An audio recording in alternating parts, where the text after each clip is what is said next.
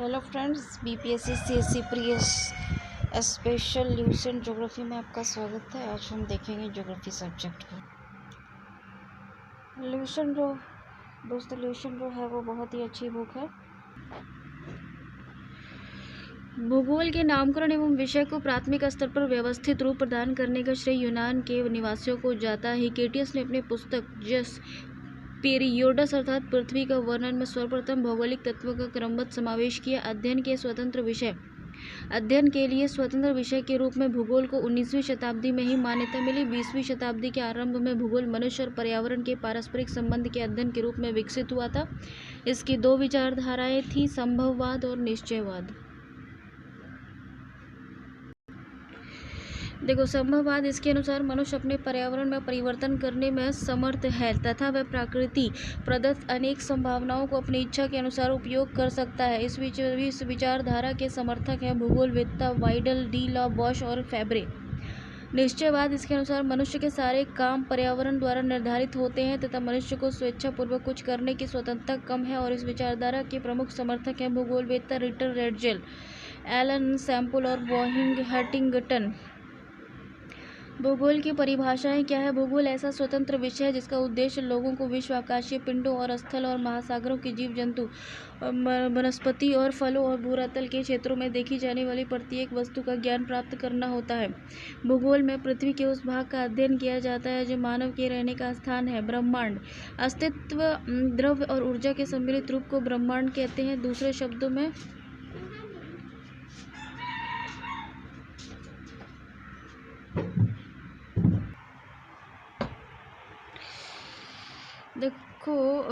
दूसरे शब्दों में सूक्ष्म अणुओं से लेकर महाकाय आकाश गंगा तक के सम्मिलित स्वरूप को ब्रह्मांड कहा जाता है। ब्रह्मांड की उत्पत्ति के संदर्भ में अनेक सिद्धांत का प्रतिपादन किया गया है, जिनमें निम्न जो है प्रमुख है। देखो, विस्फोटक सिद्धांत बिग बैंग थ्योरी है जो जॉर्ज लैमेंतेयर ने दिया था। संभाव्यता और सतत सृष्टि सिद्धांत और स्थिर अवस्था संकल्पना steady state theory Thomas gold और हर्मन बॉडी ने दिया था। पल्सेटिंग यूनिवर्स थ्योरी दोलन सिद्धांत डॉक्टर एलन संडेजा ने दिया था। सुविधि सिद्धांत इन्फ्लेशनरी थ्योरी एलन गुथ ने दिया था। देखो, सबसे ज़्यादा जो सिद्धांत है, जो महाविस्फोटक के सिद्धांत को ही सर्वाधिक माना जाता है, बिग बैंग थ्योरी को। इसका प्रतिपादन बेल्जियम के खगोल पादरी बेब जॉर्ज लैमेंतेयर ने किया था तथा बाद में रॉबर्ट बेगोनियर ने इस सिद्धांत की व्याख्या की।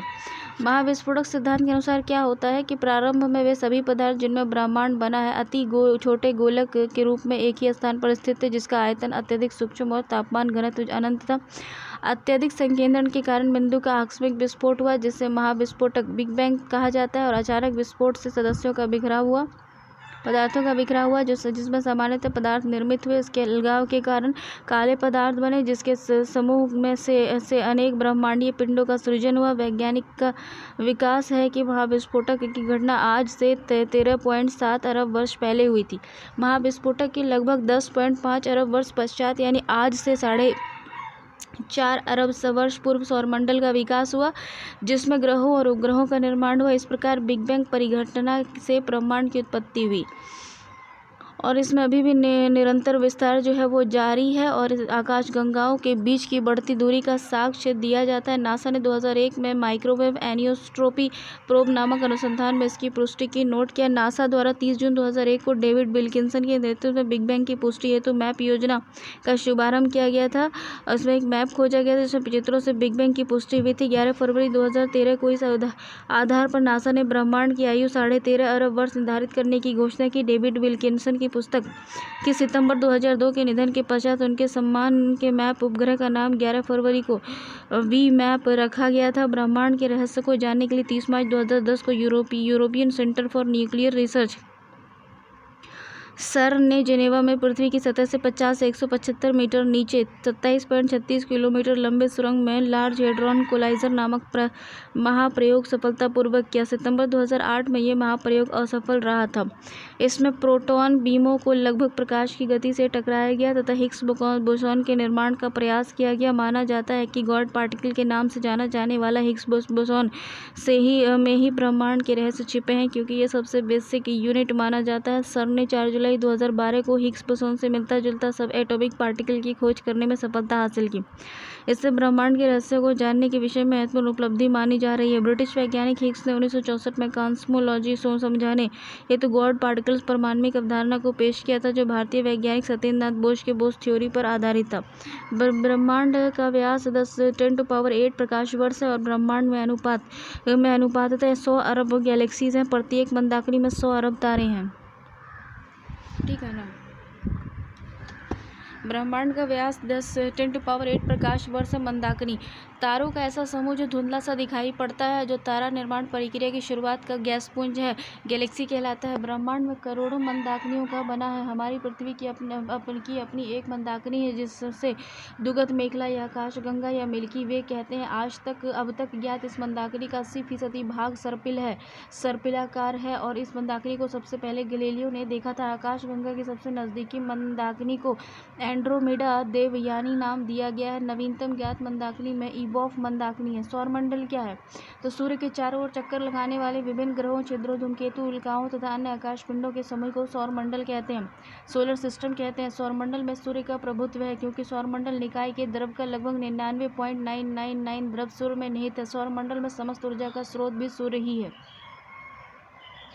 सूर्य सन सौरमंडल का प्रधान है। ये हमारी मंदाकिनी दुगत मेखला के केंद्र से लगभग 30,000 प्रकाश वर्ष की दूरी पर एक कोने में स्थित है। ये दुगत मेखला मंदाकिनी के केंद्र के चारों ओर 250 किलोमीटर प्रति सेकंड की गति से परिक्रमा कर रहा है। इसका परिक्रमण काल दुगत मेखला के केंद्र के चारों ओर एक बार घूमने में लगा समय 25 करोड़ वर्ष है, जिसे ब्रह्मांड वर्ष कॉस्मोस ईयर कहते हैं। 25 करोड़ वर्ष।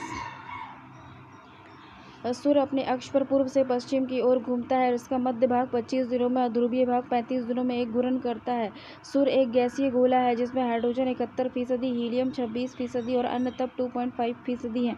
सूर्य का केंद्रीय भाग क्रोड कहलाता है, जिसका तापमान 1.5 से 10⁷ डिग्री सेंटीग्रेड होता है। सूर्य के बाहरी सतह का ताप 6000 डिग्री सेंटीग्रेड होता है। कोरोना का हैंस बेथी ने बताया कि 10⁷ डिग्री सेंटीग्रेड ताप पर सूर्य के केंद्र में 4 हाइड्रोजन नाभिक मिलकर एक हीलियम नाभिक का निर्माण करते हैं और इससे केंद्र में नाभिकीय संलयन होता है, जो सूर्य की ऊर्जा का स्रोत है। देखो, ब्रह्मांड में हमारा बदलता दृष्टिकोण क्या। प्रारंभ में पृथ्वी को संपूर्ण ब्रह्मांड का केंद्र माना जाता था, जिसकी परिक्रमा सभी आकाशपिंड विभिन्न कक्षाओं में करते थे। इसे भूकेंद्रीय सिद्धांत जियोसेंट्रिक थ्योरी कहा गया। इसका प्रतिपादन मिस्र यूनानी खगोल शास्त्री क्लॉडियस टॉलमी ने 140 ईस्वी में किया था। इसके बाद पोलैंड के खगोलशास्त्री निकोलस कॉपरनिकस 1473 से 1543 ने यह दर्शाया कि सूर्य ब्रह्मांड के केंद्र पर है तथा ग्रह ही इसकी परिक्रमा करते हैं। अतः सूर्य विश्व का ब्रह्मांड का केंद्र बन गया है। इसे सूर्य केंद्रीय सिद्धांत हेलियोसेंट्रिक थ्योरी कहा गया है। 16वीं शताब्दी में टाइको वे के सहायक से जोहानेस केपलर 1571 से 1631 ने ग्रही कक्षाएं के नियम की खोज की, परंतु इसमें भी सूर्य को ब्रह्मांड का केंद्र माना गया। 20वीं शताब्दी के आरंभ में जाकर हमारी मंदाकिनी दुगत मेखला की तस्वीर स्पष्ट हुई। सूर्य को इस मंदाकिनी के एक सिरे पर अवस्थित पाया गया और इस प्रकार सूर्य को ब्रह्मांड के केंद्र पर होने का गौरव समाप्त हो गया। सूर्य की दीप्तिमान सतह को प्रकाश मंडल कहते हैं। प्रकाश मंडल के किनारे प्रकाशमान नहीं होते, क्योंकि सूर्य का वायुमंडल प्रकाश का अवशोषण कर लेता है। क्रोमोस्फेयर कहते हैं। ये लाल रंग का होता है।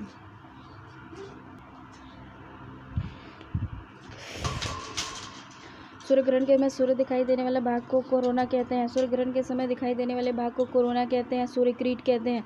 सूर्य किरीट एक्सरे उत्सर्जित करता है, इसे सूर्य का मुकुट कहा जाता है। पूर्ण सूर्य ग्रहण के समय पृथ्वी किरीट के प्रकाश से प्राप्त होती है। इसमें क्या है कि सूर्य की उम्र 5 बिलियन वर्ष, सूर्य की जो उम्र है वो 5 बिलियन वर्ष है। भविष्य में सूर्य द्वारा ऊर्जा देते रहने का समय 10⁻11 वर्ष है। सूर्य के प्रकाश को पृथ्वी तक पहुंचने में 8 मिनट यानी 16.6 सेकंड का समय लगता है। सौर ऊर्जा से उत्तरी ध्रुव पर ऑरोरा बोरियलिस और ऑरोरा ऑस्ट्रेलिस कहते हैं। सूर्य के धब्बे चलते हुए गैसों के खोल का तापमान आपस में तापमान से 1500 डिग्री सेंटीग्रेड कम होता है। सूर्य धब्बे का एक दूसरा चक्र 22 वर्षों का होता है, जिससे 11 वर्षों तक ये धब्बा बढ़ता है और बाद में 11 वर्षों तक ये धब्बा घटता है। जब सूर्य की सतह पर धब्बा दिखाई देता है तो उसमें पृथ्वी पर चुंबकीय मैग्नेटिक स्ट्रोम उत्पन्न होता है, जिससे चुंबकीय सुई की दिशा बदल जाती है और रेडियो टेलीविजन बिजली चलित मशीन आदि में गड़बड़ी उत्पन्न हो जाती है। सूर्य का व्यास 13,92,000 किलोमीटर है, जो पृथ्वी के व्यास का लगभग 110 गुना है। सूर्य हमारी पृथ्वी से 13 लाख गुना बड़ा है और पृथ्वी के सूर्यताप का 2 अरबा भाग मिलता है। सौरमंडल के पिंड कौन कौन से हैं? अंतर्राष्ट्रीय खगोल शास्त्रीय संघ इंटरनेशनल एस्ट्रोनॉमिकल यूनियन के प्राग सम्मेलन 2006 के अनुसार सौरमंडल में मौजूद पिंडों को 3 श्रेणियों में बांटा गया है: परागतम ग्रह, बौने ग्रह और लघु सौरमंडलीय पिंड। तो परंपरागत ग्रह क्या है? बुध, शुक्र, पृथ्वी, मंगल, बृहस्पति, शनि, अरुण, वरुण। बौने ग्रह हो गया प्लूटो, चेरॉन, सेरस 2003, यूबी 313।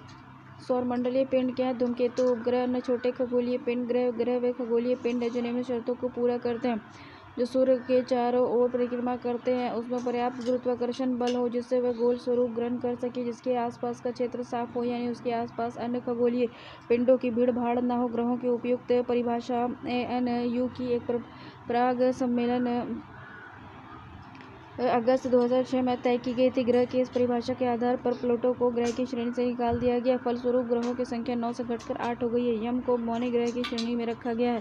ग्रहों को 2 भागों में विभाजित किया गया है: टेरेस्ट्रियल और इनर प्लैनेट। बुध, शुक्र, पृथ्वी और मंगल के पार्थिव ग्रह कहा जाता है क्योंकि ये पृथ्वी के सदृश होते हैं। जोवियन और आउटर प्लैनेट। बृहस्पति, शनि, अरुण और वरुण को बृहस्पति ग्रह कहा जाता है। कुल 8 ग्रहों में से केवल 5 को नंगी आंखों से देखा जा सकता है: बुध, शुक्र, शनि, बृहस्पति और मंगल। आकार के अनुसार ग्रहों का क्रम घटते क्रम में बृहस्पति, शनि, अरुण, वरुण, पृथ्वी, शुक्र, मंगल और बुध, अर्थात सबसे बड़ा ग्रह बृहस्पति और सबसे छोटा ग्रह बुध है। घनत्व के अनुसार ग्रहों का क्रम जो है वो शनि, यूरेनस, बृहस्पति, नेपच्यून, मंगल एवं शुक्र है। शुक्र और अरुण को छोड़कर अन्य सभी ग्रहों का घूर्णन परिक्रमण की दिशा में एक ही है। देखो, मरकरी है।